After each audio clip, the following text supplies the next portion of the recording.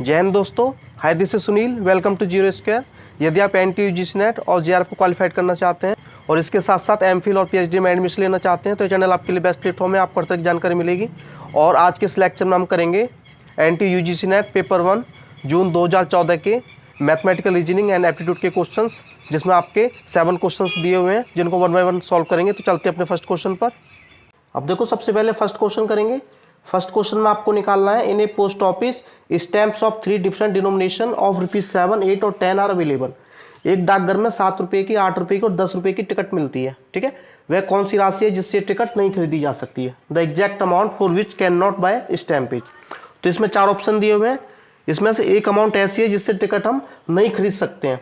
तो सबसे पहले ऑप्शन हम चेक करेंगे, तो डी ऑप्शन चेक कर लेते हैं सबसे पहले। अब देखो, जो डी ऑप्शन है आपका, डी ऑप्शन में क्या दिया हुआ है? डी ऑप्शन में आपके 29 दिए हुए हैं। तो 29 रुपीज़ से देखो कैसे खरीदेंगे टिकट हम। अब 7 रुपये की हमने 3 टिकट खरीदी तो आपके 21 रुपये हो गए। टोटल आपके 29 रुपये हैं, तो कितने बचे? 8 रुपये बचे। तो इस हिसाब से 8 रुपये वाली एक टिकट खरीदी जा सकती है। ठीक है, तो ये तो ऑप्शन होगा नहीं, हमें वो अमाउंट निकालनी है जिससे टिकट हम नहीं खरीद सकते हैं। इसी टाइप से अपना सी ऑप्शन चेक करेंगे। जो सी ऑप्शन है इसमें आपके 23 रुपीज़ दिए हुए हैं। और जो 23 रुपीज़ है, अब देखो इसका क्या करेंगे, इसकी 8 रुपये की 2 टिकट हम खरीद सकते हैं, तो 16 रुपये हो गए। ठीक है, अब देखो टोटल आपके 23 रुपीज़ है, 16 के आपने टिकट खरीदनी, कितने बचे आपके? आपके बचे 7 रुपीज़। तो 7 रुपये के आप एक टिकट खरीद सकते हैं, तो ये भी ऑप्शन नहीं होगा। अब इस हिसाब से बी ऑप्शन को चेक करेंगे। बी ऑप्शन में आपके 20 रुपीज़ दिए हुए हैं। अब देखो, जो 20 रुपीज़ है तो क्या करेंगे, 10 रुपये वाली इससे 2 टिकट हम खरीद सकते हैं, तो ये भी ऑप्शन नहीं होगा, क्योंकि हमें वो ऑप्शन निकालना है जिससे टिकट नहीं खरीदी जा सकती है। अब बचा आपका ए ऑप्शन। अब जो ए ऑप्शन है आपका राइट आंसर हो गया, इससे टिकट नहीं खरीदी जा सकती है। मान के चलो कि आपने 10 रुपये की एक टिकट खरीदी, तो 10 रुपये हो गए। अब बचे कितने? 9 रुपये बचे। ठीक है, अब देखो 9 रुपये की कोई भी टिकट नहीं है, तो इस हिसाब से ये जो ऑप्शन है ए, इससे कोई भी टिकट नहीं खरीदी जा सकती है। तो ऑप्शन ए आपका राइट आंसर हो जाएगा। अब देखो, इसके बाद अपना सेकंड क्वेश्चन करेंगे। सेकंड क्वेश्चन में दिया हुआ है, in certain coding method the word question is encoded domestic. Question को इनकोड किया जाता है डोमेस्टिक में, तो इसी टाइप से जो रिस्पॉन्स है उसे किस में कोड किया जाएगा? अब देखो, यहाँ कुछ ऑप्शन दिए हुए हैं। अब देखो, यहाँ आपके OMES जो 4th प्लेस है स्टार्टिंग के, वो सेम दिए हुए हैं। उसी टाइप से लास्ट का जो एंड नंबर है MM, वो सभी में दिया हुआ है। तो हम क्या करेंगे, जो ये 3 नंबर है इनको चेक कर लेते हैं। ठीक है, इसको ONS, इनके प्लेस पे क्या आ रहा है? ठीक है, अब देखेंगे, देखो हमें चेक करना है ONS, इनके प्लेस पर आखिर आ क्या रहा है। ये जो 3 प्लेस है इनके प्लेस पे क्या आ रहा है वो देख लेते हैं। अब देखो, O को कोड किया गया I में। ठीक है, O को कोड किया गया I में, तो यहाँ आपका O के प्लेस पे क्या आ जाएगा? I आ जाएगा। उसी टाइप से N की वैल्यू निकालनी है। N को कोड किया गया C में, तो ये N की वैल्यू आपकी C हो जाएगी, तो N आपका हो गया C। उसी टाइप से जो S है, S को कोड किया गया आपका E में। ठीक है, तो S आपका E हो जाएगा, तो ये आपका E हो गया। और बाकी की जो डिजिट है वो सेम है, क्योंकि स्टार्टिंग की जो 4 डिजिट है ये सेम दी हुई थी, और लास्ट की जो डिजिट थी वो भी सेम दी हुई थी। तो ये इसको चेक कर लेते हैं, ICE। अब ICE कहाँ आ रहा है? अब देखो, ICE आपका 3rd ऑप्शन में आ रहा है। ठीक है, तो C ऑप्शन आपका राइट आंसर हो गया। इसके बाद 3rd क्वेश्चन करेंगे। In the series 4, 5, 8, 13, 14, 17, 22 is continue in the same pattern, which one of the following is not a term of the series. अब ये बोल रहा है कि यदि श्रृंखला ये है तो इसी ढंग से चालू रखी जाए, तो निम्न में से श्रृंखला में कौन सा आंकड़ा नहीं आता है, तो इसमें से कौन सी टर्म नहीं आएगी वो आपको फाइंड करना है। तो सबसे पहले देखो 4 है, तो 4 हमने लिखा। अब 4 में हमने क्या किया, 1 ऐड कर दिया। 1 ऐड करेंगे तो आपका 5 हो जाएगा। अब इसमें क्या करेंगे, इसमें हमने 3 ऐड कर दिया। अब 3 ऐड करेंगे 5 में तो 8 हो जाएगा। अब 8 में हम 5 ऐड करेंगे तो ये आपका हो गया आपका 13। तो यहाँ हमको पता चला कि यहाँ जो सीक्वेंस चल रहा है ये आपका 1, 3 और 5 का चल रहा है। एक बार आपको 1 ऐड करना है, एक बार आपको 3, एक बार आपको 5। उसी टाइप से देखो 1 ऐड करेंगे तो यहाँ आपका 14 हो गया, और यहाँ 3 ऐड करेंगे तो आपका 17 हो गया, और 5 ऐड करेंगे तो आपका ये 22 हो गया। उसी टाइप से जो सीक्वेंस है दोबारा चलेगा, तो 1 ऐड करेंगे आपका 23 आ जाएगा, 1 ऐड करेंगे 3 ऐड करेंगे आपका 26 हो जाएगा, और 5 ऐड करेंगे तो आपका 31 हो जाएगा। उसी टाइप से इस सीक्वेंस को दोबारा रिपीट करेंगे, 1 ऐड करेंगे तो आपका 32 आ जाएगा, और इसमें 3 ऐड करेंगे 32 में तो आपका 35 हो जाएगा। तो यहाँ तक रहने देते हैं, ठीक है। अब हमें क्या निकालना था, हमें निकालना था कि इस श्रृंखला में कौन सा आंकड़ा नहीं आएगा। अब देखो जो 31 है, 31 इस श्रृंखला में आ रहा है, उसी टाइप से जो 32 है, 32 भी श्रृंखला में आ रहा है, और जो आपका 33 है, अब 33 देखो इस श्रृंखला में नहीं आ रहा है, 33 जो है इस श्रृंखला में कहीं भी नहीं आ रहा है, और जो 35 है इस सीरीज में आ रहा है।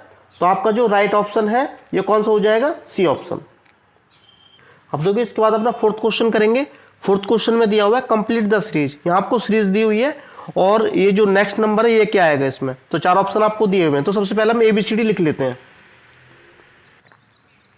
अब देखो सबसे पहला आपका आ रहा है BBB, तो B को कर लेते हैं सिलेक्ट। अब B के बाद देखते हैं क्या आ रहा है। अब B के बाद आपका FA आ रहा है। अब यहाँ FA आने के लिए देखो 1 और 2 दो नंबर को छोड़ा गया है, तो ये आपका FA हो गया, इसको हम कर लेंगे सिलेक्ट। तो पहले F लिखा गया है, उसके बाद E लिखा गया है, पहले F फिर उसके बाद E, रिवर्स में इनको लिखा गया है। उसके बाद आपका I है, I 2 टाइम्स आ रहा है, तो I को हम कर लेंगे सिलेक्ट। ये आपने I को सिलेक्ट कर लिया। इसके बाद हम 2 नंबर छोड़ेंगे 1 और 2, क्या है LM, ठीक है। तो पहले M लिखा गया है, उसके बाद L लिखा गया है। उसके बाद देखो आपका अगला टर्म है क्या, PP, तो PP को हम P कर लिया हमने सिलेक्ट। 2 नंबर छोड़ेंगे 1 और 2, क्या आ गया आपका S और T, इसको लिखेंगे हम रिवर्स में, पहले T लिखा जाएगा फिर S लिखा जाएगा, तो TS, तो TS ए ऑप्शन आपका राइट आंसर हो जाएगा। अब देखिए इसके बाद अपना 5th क्वेश्चन करेंगे। इसमें लिखा हुआ है a man started walking from his house toward south. एक जो आदमी है उसने अपने घर से दक्षिण की ओर चलना शुरू किया है। तो सबसे पहले इसका हम डायग्राम बना लेते हैं। अब देखो एक आदमी ने अपने घर से दक्षिण की ओर चलना शुरू किया। अब मान के चलो उसका घर इधर है और उसने दक्षिण की तरफ मतलब साउथ की तरफ चलना शुरू किया है, तो वो चला और 6 किलोमीटर चला वो, ठीक है।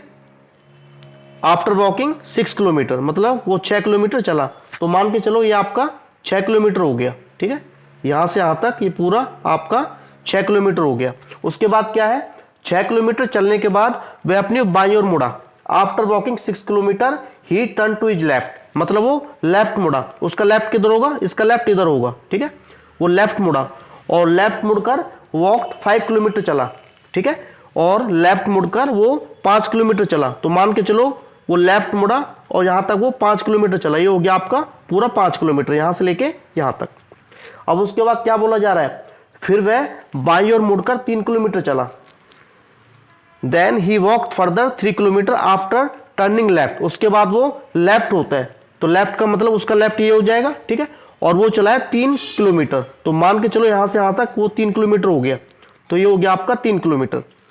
उसके बाद क्या हो रहा है, he then turn to his left, और उसके बाद वो लेफ्ट होता है, तो उसका लेफ्ट ये हो जाएगा, ठीक है। और लेफ्ट कितना होता है, वो वॉक फॉर 9 किलोमीटर, और वो लेफ्ट होकर 9 किलोमीटर चलता है। तो मान के चलो यहाँ से वो 9 किलोमीटर चला स्ट्रेट में, तो यहाँ से लेके यहाँ तक पूरा आपका 9 हो गया, ठीक है। यहाँ से लेके यहाँ तक आपका 9 हो गया। इसमें क्या निकालना है, how far he is away from his house, मतलब वह अपने घर से कितनी दूरी पर है। इस समय वो यहाँ है और यहाँ से वो कितनी दूरी पर है, ये आपको फाइंड करना है, ठीक है। अपने घर से वह कितनी दूरी पर है। अब देखो ये आपको निकालना है यहाँ से यहाँ तक, तो ये मैं अलग से बना लेता हूँ डायग्राम इधर से। अब देखो ये चीज़ आपको फाइंड करनी है। तो सबसे पहले देखो ये बन गया आपका राइट एंगल और ट्राइंगल समकोण त्रिभुज, तो बहुत ईजी तरीके से हो जाएगा। तो सबसे पहले ये वाला पोर्शन निकाल लेते हैं। ये कितना हो गया आपका, ये पूरा आपका 9 है, ठीक है। और ये आपका 5 हो गया यहाँ से यहाँ तक, ठीक है। 9 में से 5 गया, 4 बचा, तो ये आपका 4 हो जाएगा, तो ये 4 किलोमीटर हो गया। उसके बाद इसको निकालेंगे, इसका कितना हो गया। अब देखो पूरा आपका 6 है यहाँ से लेके यहाँ तक, ये आपका 3 हो गया, ठीक है। तो ये पोर्शन कितना होगा, 6 में से 3 गए, तो ये आपका 3 किलोमीटर हो गया। और ये वाला पोर्शन निकालना है, ठीक है। तो इसको हम x मान लेते हैं। अब जो आपका राइट एंगल ऑफ ट्राइंगल होता है उसका फॉर्मूला क्या होता है, उसका फॉर्मूला होता है हाइपोटेनियस का square is equal to perpendicular square plus base square, मतलब कर्ण का स्क्वायर बराबर लंब का स्क्वायर जमा आधार का स्क्वायर, ठीक है।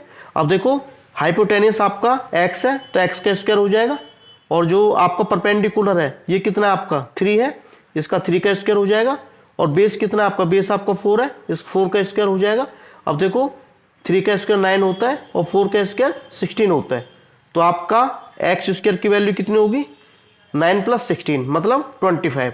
अब इसका स्क्वायर रूट करेंगे, ये आपका स्क्वायर रूट में हो जाएगा और 25 का स्क्वायर रूट आपका 5 होता है।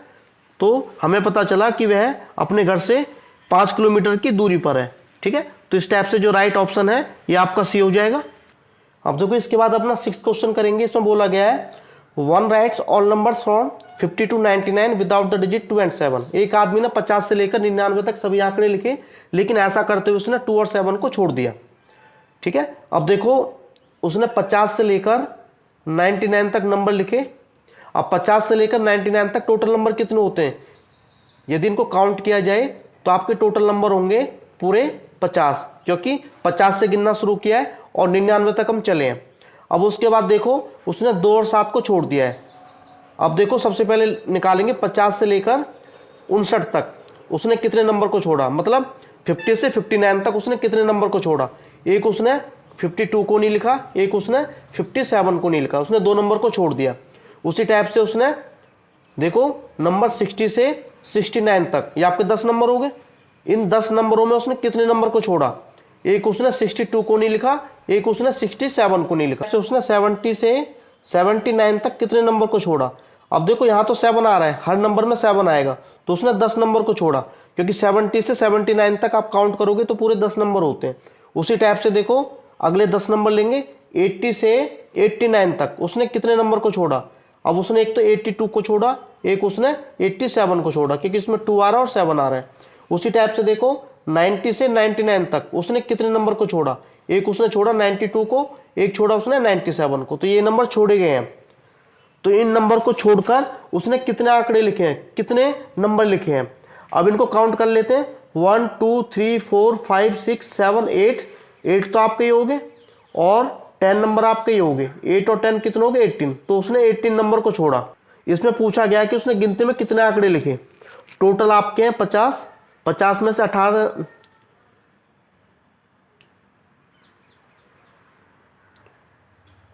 50 में से 18 को घटाएंगे, ठीक है, तो आपका कितना आ जाएगा 32। तो उसने केवल 32 आंकड़ों को लिखा है, तो आपका ए ऑप्शन राइट आंसर हो जाएगा। अब देखिए इसके बाद अपना लास्ट क्वेश्चन करेंगे, मतलब 7th क्वेश्चन। इसमें देखो गिवन बिलो ये डायग्राम, एक डायग्राम दिया हुआ है और इस डायग्राम में क्या है, 3 सर्कल दिए हुए हैं, सर्कल ए, सर्कल बी और सर्कल सी, और जो ओवरलैपिंग ईच अदर, एक दूसरे को काट रहे हैं। ठीक है, जैसा कि आप देख पा रहे हैं। The circle A represent the class of honest people. जो सर्कल ए है, वृत्त ए है, वो ईमानदार लोगों को प्रतिनिधित्व करता है। तो ए आपका ऑनेस्ट पीपल के लिए हो गया, ईमानदार पर्सन के लिए हो गया। ठीक है, इसको हम लिख लेते हैं। उसी टाइप से the circle B represent the class of sincere people. जो सर्कल बी है आपका निष्ठावान लोगों को प्रतिनिधित्व करता है, तो बी आपका सिंसियर के लिए हो गया। ठीक है, उसी टाइप से हम सी सर्कल को पढ़ेंगे। जो सी सर्कल है ये रिप्रेजेंट करता है पॉलिटिशियन को, मतलब जो सी सर्कल है, सी व्रत है, ये राजनेताओं के वर्ग को प्रतिनिधित्व करता है, तो ये आपका पॉलिटिशियन के लिए हो गया सी। अब देखो इस क्वेश्चन में क्या निकालना है, सिलेक्ट द कोड। उस कोड का सिलेक्ट करो। The represent region indicate the class of honest politician. वो ऑनेस्ट पॉलिटिशियन होने चाहिए पर नॉट सिंसियर, और वो सिंसियर नहीं होने चाहिए। ठीक है, मतलब हमें उस कोड का चयन करना है जिसमें ईमानदार राजनेता होने चाहिए, लेकिन वो निष्ठावान नहीं होने चाहिए। ठीक है, अब देखो ये जो PQRS है ये डिफरेंट रीजन को प्रेजेंट कर रहे होते हैं। जो आर है ये आपका देखो सिंसियर भी है और ऑनेस्ट भी, इस टाइप से डिफरेंट रीजन को रिप्रेजेंट कर रहे हैं। तो आपको क्वेश्चन में क्या निकालना है, आपको क्वेश्चन में निकालना है कि उस कोड का चयन कीजिए जिसमें ऑनेस्ट पॉलिटिशियन हो। तो सबसे पहले ऑनेस्ट देखेंगे, ऑनेस्ट कौन सा है।